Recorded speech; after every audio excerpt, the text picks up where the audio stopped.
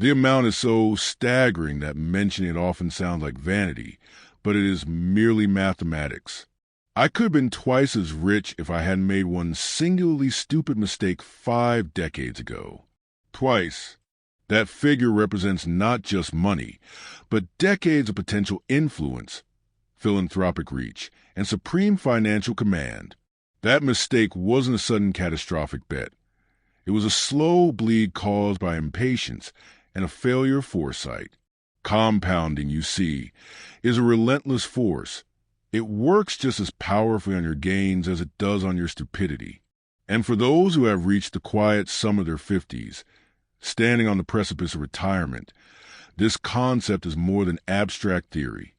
It is a ghost in the ledger. Many believe their biggest danger lies in missing the next soaring opportunity. They are profoundly, fatally wrong. The real danger is already lurking, buried deep within their own overconfidence and their inability to accept a simple, boring truth. By the time you reach 50, the greatest financial enemy you face is not underperformance. It is catastrophe. My name is Silas Vance. I have watched financial empires rise, crumble, and occasionally endure. The greatest error I observe among those entering their later years, say, over the age of 50, is a fundamental misunderstanding of the time horizon. Most of your biggest, defining moves in life are already behind you.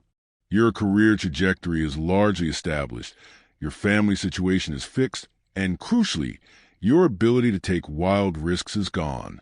If you still harbor a taste for high-stakes bets, you are essentially gambling your future security, which is about as prudent as staking your primary residence in a casino. In your 20s, 30s, and early 40s, those were your offensive years. Risk-taking then was tolerable because you had the ultimate asset, time. Time offers the luxury of recovery. Lose half your capital at 30, and you still have 30 years of earning and compounding to repair the damage. Lose half your capital at 60, and you may not even live another 30 years.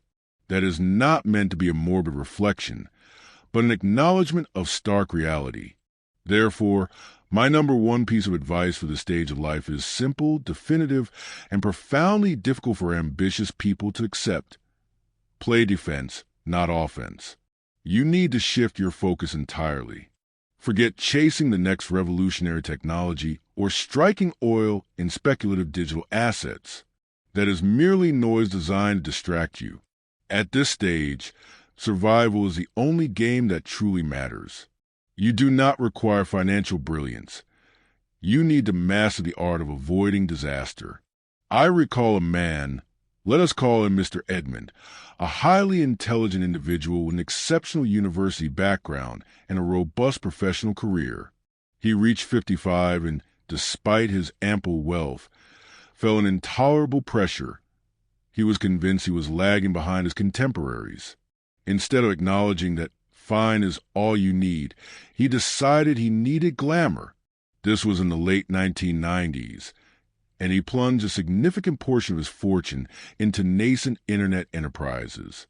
By the time the calendar flipped to 2002, he had lost more than half of his capital. He spent the remaining years of his life dwelling on the wealth he had nearly possessed, a tragic waste of both intellect and money. The profound irony? If he had simply allocated his funds into reliable, unexciting enterprises, companies like Aero Beverages, Guardian Consumer, or Vitality Pharma, he would have been perfectly secure. Sometimes, being simply fine is the greatest victory. You must understand that the human desire to catch up in midlife is a devastating financial impulse. It leads people to pile into volatile investments or get-rich-quick schemes, often resulting in them going broke faster than they can articulate the term retirement plan. To avoid catastrophe, you must first identify the 3 primary killers of late-stage portfolios: leverage, speculation, and complexity. First and foremost, avoid leverage. Debt is poison. This conviction was forged in the harshest furnace of history, the Great Contraction of the 1930s. I watched neighbors and friends lose everything, not because they lacked intelligence, but because they had borrowed too much or trusted that economic prosperity was permanent. The pattern is cyclical. The faces change, but the inherent human stupidity remains constant. The crash of that era demonstrated brutally that debt makes you brittle. A person carrying no debt can weather severe economic storms. Bad times will hurt, but they will not kill you. A person shackled by debt is instantly fragile. And when the crash inevitably arrives, debt guarantees you're first to be wiped out. For someone over 50, this is lethal. You do not have decades to recover or repay. At 60, taking on substantial new debt is functionally game over. Second, avoid speculation. You are not going to outtrade the 25-year-old using 6 computer monitors and living solely on caffeine and ambition. Speculation demands constant attention, swift decision-making, and an element of arrogance that the market loves to punish. Third, avoid complexity. If a deal requires a 40-page prospectus and cannot be explained clearly in 5 minutes, the odds are exceedingly high that you are the unwitting victim, the pigeon, in the transaction. Your optimal strategy after 50 is to embrace the boring. Boring works. Boring compounds. Boring allows you to sleep soundly at night. The financial world rarely rewards excitement. On the contrary, it ruthlessly punishes it. The great paradox of late-stage investing is this. The less thrilling your investments are after 50, the more likely you are to enjoy a truly thrilling retirement. Your goal is not to become rich quickly. Your goal is to ensure you do not die poor. More fortunes have been ruined by a single, insidious emotion than by all recessions combined. Envy. I have called envy the dumbest of the 7 deadly sins, and I stand by that assessment. Why? Because unlike greed, lust, or gluttony, where you derive at least a fleeting pleasure from the indulgence, envy offers nothing but resentment and misery. You sit there, stewing in bitterness, while the object of your envy enjoys their success. Envy is also highly contagious. If a neighbor purchases an ostentatious vehicle, suddenly your perfectly functional car feels inadequate. If a relative brags about a stock that has multiplied tenfold, your stable, compounding investments suddenly appear like a profound mistake. That is precisely the moment trouble begins. When my partner, Rex Caldwell, and I were building the Meridian Group, we owned businesses that were considered utterly unglamorous. Insurance, a regional chocolate company, Atlas Sweets, newspapers, and furniture stores. While we were accumulating wealth slowly and predictably, the youthful financiers in burgeoning centers like Silicon Valley were seemingly conjuring billions from thin air. We looked profoundly foolish until the technology bubble violently burst around the year 2000. The same people who had mocked our caution were suddenly impoverished. Rex and I, meanwhile, remained comfortably, reliably rich. The ultimate lesson is that the investment game is not about achieving victory over others. It is about ensuring you do not lose yourself. Envy compels you to forget this fundamental rule. I once knew a highly disciplined man, Mr. Keating, who had managed his savings responsibly for decades, achieving steady, modest returns.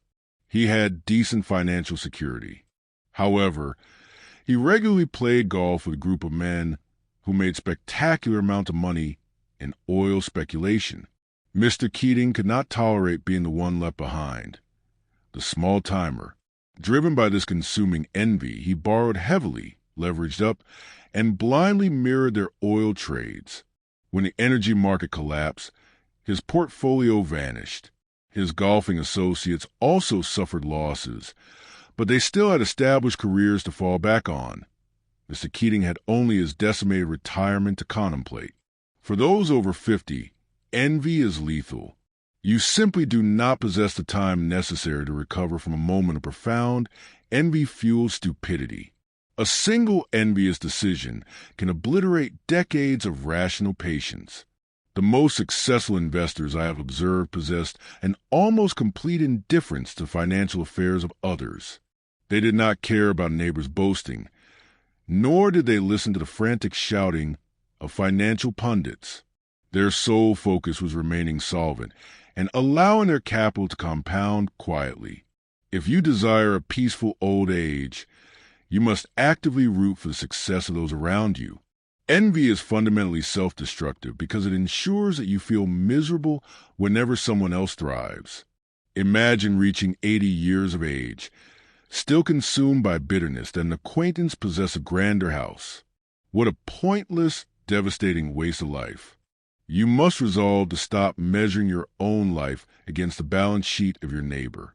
Stop scrolling through financial gossip as if it holds any material importance. Envy will not increase your intelligence.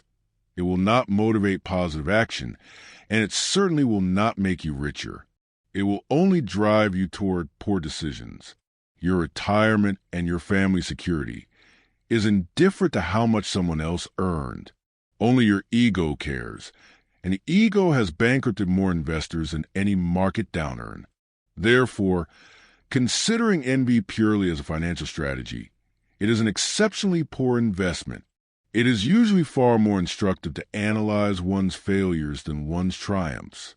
Everyone is drawn to stories of success, but the truly profound lessons are buried among the losses.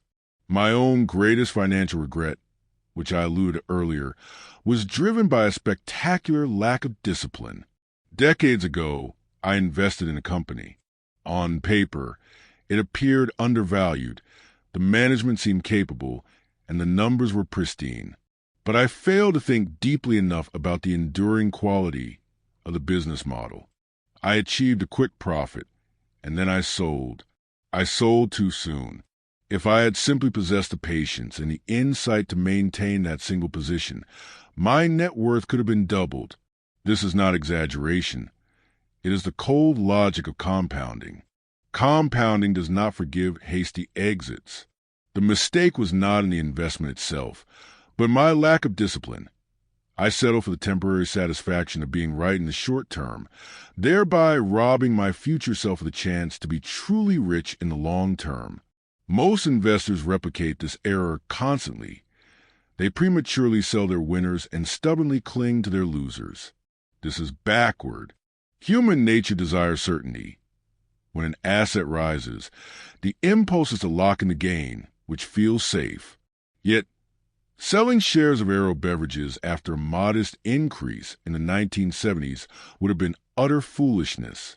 That stock compounded relentlessly for decades. The people who sold early were congratulating themselves on being clever, while quietly undermining their own futures. My regret over that early sale now serves as a perpetual reminder of one inviolable rule. If you identify a truly great business, plant yourself down and hold it. Do not try to be clever. Do not succumb to itchy fingers. The world bombards you with reasons to act. Wars, elections, inflation, recessions. Most of this is background noise.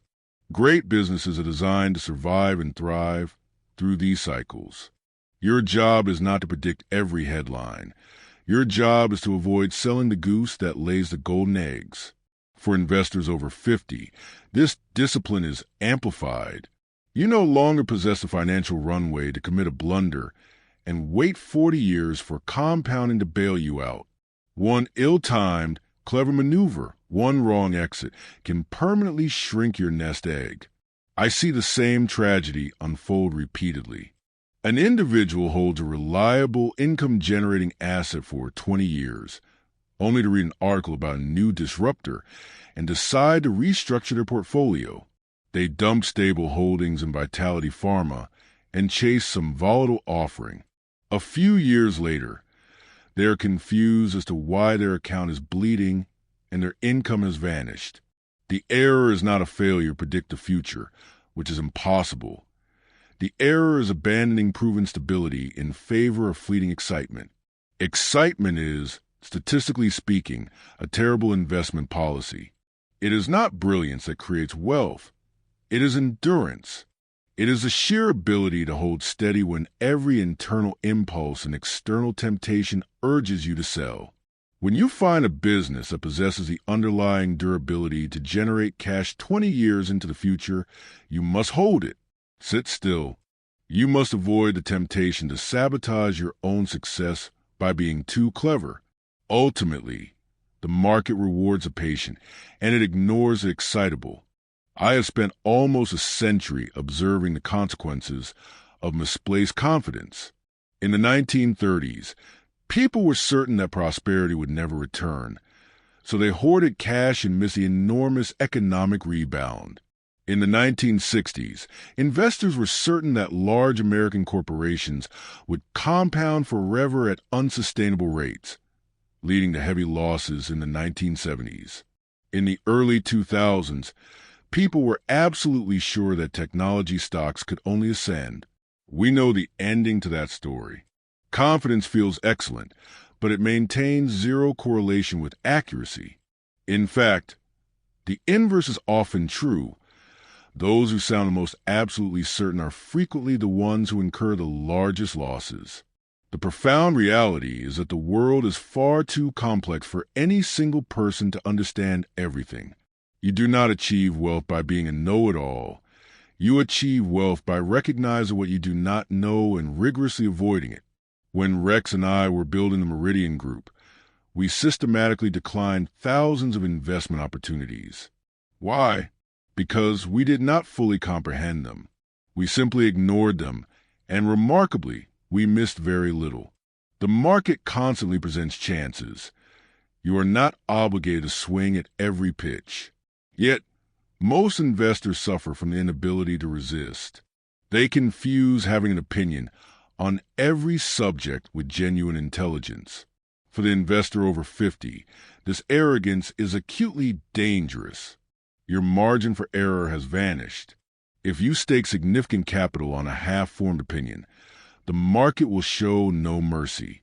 And unlike your 30s, you will not receive another 3 decades to recover the loss.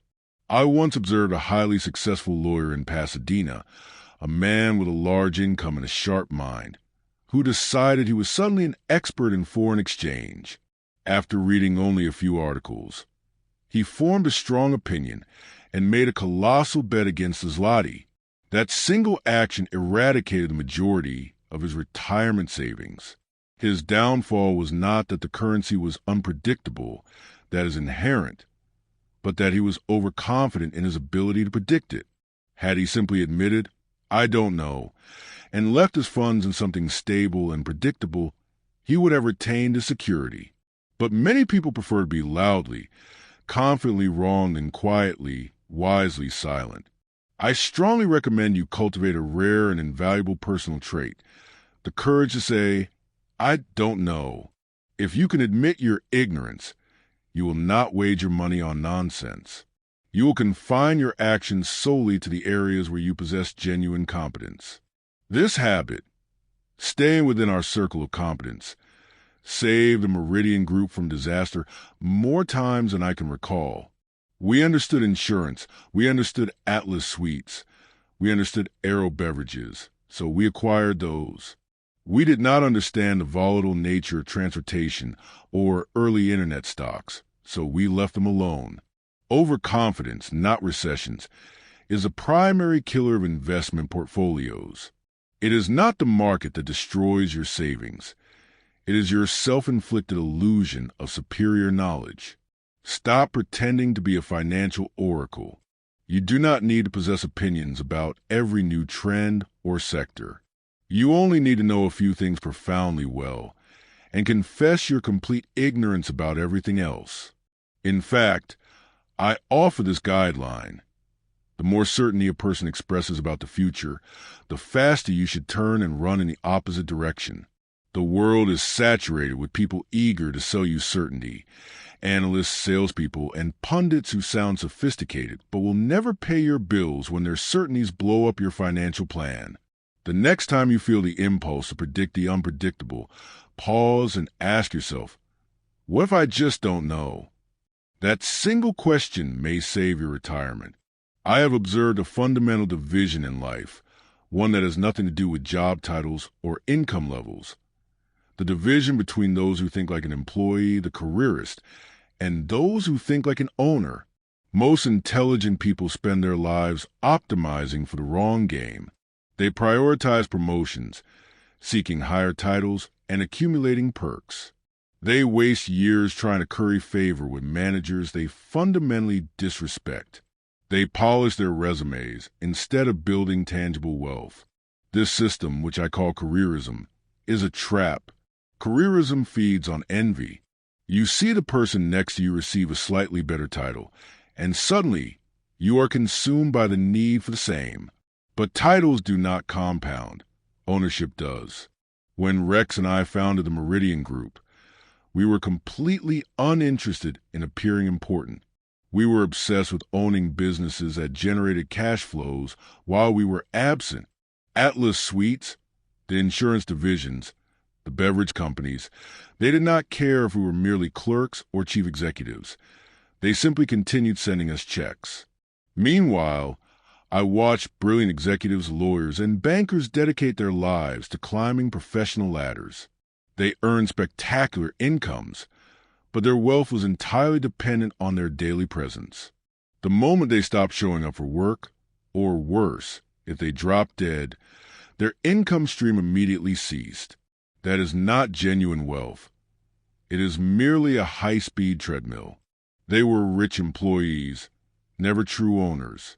Rex and I consistently channeled our efforts into building scalable, durable ownership. We demanded businesses that did not require our daily input. This approach ensured that the assets kept compounding, even if we were away golfing, traveling, or incapacitated. If you are over 50, this distinction is paramount. You have run out of time to continuously trade your physical hours for currency. Eventually, energy fades, health declines, and the treadmill stops abruptly. You must honestly evaluate your current position. Do you own anything that truly works on your behalf when you are not working? Do you have real estate generating rent? Stock holdings paying consistent dividends? A business stake that earns money regardless of your attendance? If your answer is negative, then you are not truly investing. You are merely continuing your career under a different disguise. The careerist thinks primarily about appeasing the immediate boss. The owner thinks about surviving long-term reality. Only one of those mindsets leads to compounding wealth. If you are past 50 and still find yourself financially constrained, regardless of the size of your paycheck, you have likely been trapped in the careerist mentality for too long. The good news is that you can still pivot. Stop worrying about what your colleagues think or what title you hold. Focus intensely on ownership. This does not necessitate quitting your current employment, but it requires a drastic reallocation of capital and energy. Purchase durable, unexciting businesses. Live judiciously below your means. Build ownership stakes rather than wasting capital attempting to project an image of success. It is a quiet endeavor. No one applauds when you purchase shares of Guardian Consumer, but in 20 years, those shares will be providing income long after the applause for your career accomplishment has faded. Careerism is ephemeral. Ownership compounds. Choose the path that will still sustain you when you are 70. My core perspective on risk was set permanently by witnessing the devastation of the Great Contraction. I was born in 1924. By the time I was a young boy, the banking system had collapsed, businesses had shuttered, and hunger was a real factor. Modern investors speak of volatility when the market declines by 10%. In 1932, the market had fallen nearly 90% from its summit. That was not mere volatility. It was financial annihilation. I saw capable men lose their livelihoods, and I saw families forced to consolidate just to afford basic shelter. This experience taught me the paramount lesson. You must never count on good times lasting forever. People today falsely believe that prosperity is a default state. It is not. Societies decline. Economies endure cycles of feast and famine. And if you live long enough, you will witness both extremes. Optimism is fine, but blind optimism is fatal. Those who borrowed heavily and speculated wildly in the booming 1920s destroyed themselves when the reality of the crash arrived. The second great lesson of that era was that resilience utterly beats brilliance. Small, reliable businesses survived the contraction because they were adaptable and frugal. The clever, flamboyant speculators and fancy operators vanished overnight. The survivors were not necessarily geniuses. They were simply durable. Durability is what carries you through a once-in-a-lifetime collapse. I do not try to predict when the next recession will occur, because that is impossible. Instead, I assume it is inevitable and prepare perpetually. This means maintaining a wide margin of safety, completely avoiding leverage, and owning businesses that sell essential products people will continue to purchase regardless of economic conditions, such as soda, insurance, and candy. People frequently ridiculed our acquisition of Atlas Sweets. "How much money can you genuinely make selling chocolate?" they joked. The truth is, people consume chocolate even during recessions. Some evidence suggests they consume more. That is the durability we sought. If you are over 50, you must internalize these lessons. You will not receive a second chance, a second great contraction, to relearn them. If you financially ruin yourself now, you will not live long enough for compounding to rebuild your position. Your portfolio must be structured exclusively for resilience, not for financial fantasy. When you hear boastful talk about massive leverage or intricate trading strategies, you must recall the specter of 1932. Remember the breadlines and the sight of men who thought they were brilliant suddenly queuing at soup kitchens. Human nature has not evolved. People still become greedy, take on too much debt, and assume that good times are eternal. Every few decades, reality administers a sharp rebuke. My advice remains simple. Learn the essential lessons from the history you did not personally endure. You require only two traits: humility and memory. If I were forced to distill my entire career success into 3 manageable habits, they would be: I avoided debt, I avoided drama, and I avoided dumb people. That is the entire secret sauce. It is a process of subtraction, not a secret formula. We have already discussed debt, which destroys financial discipline and ensures fragility when crisis strikes. Next, I avoided drama. I refuse to tolerate unnecessary conflicts, pointless feuds, and people who appeared addicted to perpetual chaos. Drama is a colossal waste of energy that could be utilized for building patiently, thinking with clarity, or simply enjoying life.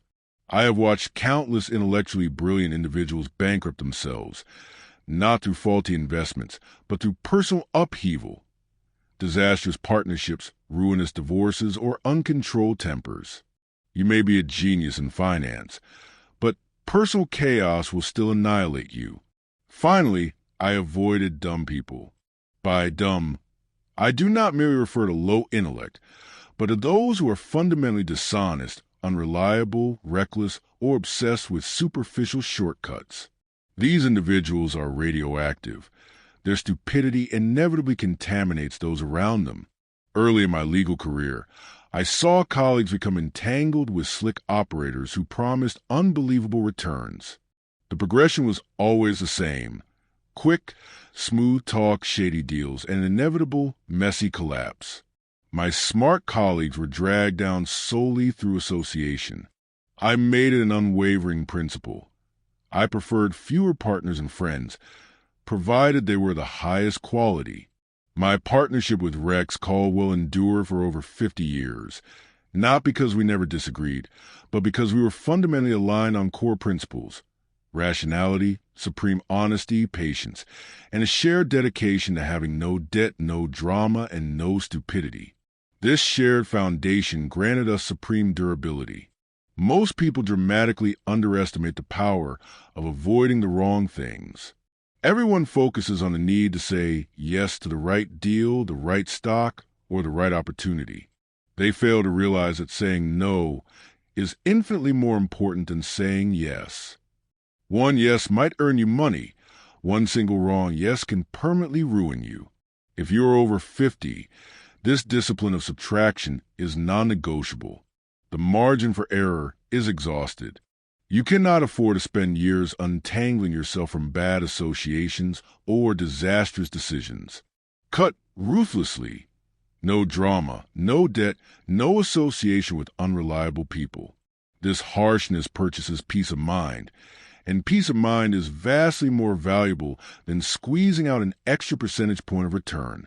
The truth about Rex and my success was not some grand, mysterious magic. It was a combination of temperament, compatibility, and shared discipline.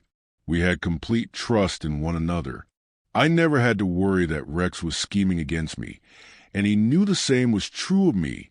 This eliminated the internal politicking and nonsense that wastes the energy of most organizations. We also possess complementary strengths. Rex was superb at identifying an undervalued business opportunity. I was better at reminding him to avoid the cigar, but the cheap, crummy companies that offer only tiny, unsustainable profits. Together, we focus on buying exceptional quality businesses at fair valuations and holding them indefinitely. That single behavioral shift was worth billions. We made errors, of course. We occasionally back managers who proved to be untrustworthy or foolish. Character matters profoundly, and getting it wrong always cost us. We also failed to grasp the complexity of certain technologies and missed opportunities that, in hindsight, would have been spectacular. Our collective caution cost us billions in potential upside. Yes, but that same caution saved us from disasters that would have cost us even more. Our greatest asset was a self-imposed boundary, knowing the limits of our own knowledge. We stuck rigorously to our circle of competence. If something was outside that boundary, we said no. That's simple. Consistent habit is the key to the Meridian Group's enduring reliability. If you are over 50, you should examine any existing or potential partnership, financial, professional, or personal, through this lens. Does this relationship enhance my stability or invite drama? Does this person amplify my inherent strengths or magnify my weaknesses? The wrong partner can invalidate decades of careful work. The right partner can multiply it. Let's be blunt. Getting rich after the age of 50 is less about making brilliant, audacious moves and far more about successfully avoiding fatal, stupid ones. Survival is by itself a sophisticated strategy. I have seen many people build substantial wealth in their 50s and 60s, but they accomplish this by being relentlessly rational, steady, and frankly, boring. They did not achieve it by trading like young speculators or chasing internet fads. Here is the simple, paradoxical truth. You do not need to double your money overnight. You only need to ensure you do not blow yourself up. Consider the story of a physician I knew. He possessed a high income and spent sensibly. At 55, he began systematically channeling his savings into a carefully selected basket of high-quality, dividend-paying equities. He ignored financial gossip, consistently reinvested his dividends, and lived below his means. By the time he reached 70, he was not a dazzling billionaire, but he was profoundly free, debt-free, secure, and enjoying substantial, steady income. Contrast this with an acquaintance, a sharp entrepreneur, who felt he was lagging behind at 52. He dumped his capital into speculative real estate deals, taking on maximum possible leverage. When the market inevitably shifted against him, he was bankrupt by 57. The disparity between these two men was not based on intellect. It was based purely on discipline. At 50, you require patience, simplicity, and durability. You do not need to reinvent yourself or find the next big trend. If you seek security in the second half of life, here are the non-negotiable rules. Keep it simple. Only own assets or businesses you fully comprehend. If you cannot explain an investment clearly to a layperson in 60 seconds, you should not own it. Preserve capital. $1 loss at 60 is exponentially more costly than a dollar lost at 30, because the clock is not available to help you recover. Avoid envy. Stop measuring your success against the person who claimed to have multiplied his money in a volatile bet. Your objective is not to keep pace. It is to remain standing. Play defense. A steady 7% compounded over 15 years is a miracle. It doubles and then doubles again. By retirement, you will be considered wealthy compared to those who wasted those same years chasing financial fads. I did not set out specifically to become phenomenally wealthy. I merely avoided doing stupid things for a long enough time that compounding handled the heavy lifting. I overshot the goal. If there is one blunt, unforgiving truth I can leave you with, it is this. If you're spending more money than you are earning, no one on earth can help you. Not Rex, not the most brilliant financial advisor, not me. The laws of arithmetic are utterly indifferent to your excuses, your feelings, or your desired lifestyle. If the outflow of money exceeds the inflow, the guaranteed mathematical result is financial ruin. I have observed people earning extremely high salaries who died poor because they could not resist spending every dollar they acquired. Conversely, I have witnessed individuals with modest incomes retire comfortably because they lived simply and invested with consistency. Success is not intelligence or opportunity. It is fundamentally behavior. Overspending is the single fastest way to destroy any carefully constructed investment plan. It makes no difference if you are 25 or 65. If you continuously dig the hole deeper, compounding will work actively against you. People frequently ask me for the single best investment for their age.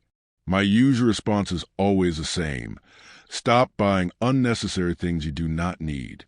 That piece of advice alone will resolve half the financial misery in the world. At this stage, over 50, the consequences of your decisions are sharper. You do not have an infinite capacity for mistakes. Your current choices will either establish a secure, dignified retirement, or they will set you up for dependence on others. The ultimate goal at this juncture is not glamour or chasing the highest return. It is dignity and independence. It is the certainty that you will not have to rely on charity, beg your own children for money, or work until you physically collapse. That security does not originate from clever trades. It springs entirely from restraint. If you eliminate debt, avoid drama, ignore foolish people, and consistently live below your actual means, you have already defeated 90% of humanity in the money game. Maintain that discipline long enough, and compounding will finish the job. But if you fail the test of restraint, if you overspend, then nothing can save you. So, I leave you a final question for contemplation. When you reach the age of 70, do you want to be consumed by the desire for your neighbor's transient possessions, or do you want to be quietly, securely enjoying your own hard-won freedom? The choice is always obvious. The execution is tragically rare. Remember this above all. The world rewards avoiding stupidity far more often than it rewards brilliance, and nothing is more stupid than spending yourself into misery.